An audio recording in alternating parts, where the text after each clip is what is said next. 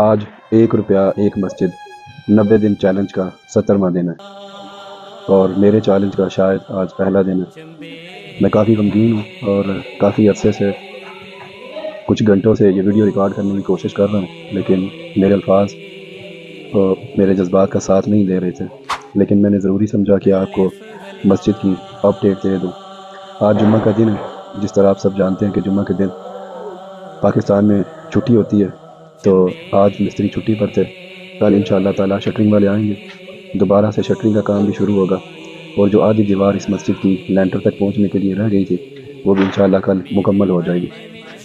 آج کے عطیات کی تفصیل کچھ اس طرح ہے کہ میرے ایک کلاس فیلو،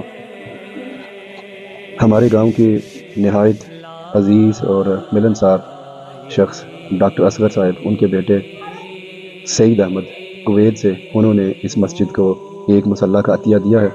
اس کے علاوہ ذکیہ کوثر اور ان کی خالہ اولڈم سے انہوں نے 170 پاؤنڈ اس مسجد کی خدمت کی ہے۔ ان کے علاوہ علی رضا گگو کی سے، جو اس مسجد کی شٹرنگ کا کام بھی کریں گے، انہوں نے 5000 روپیہ اس مسجد کے لیے عطیہ دیا ہے۔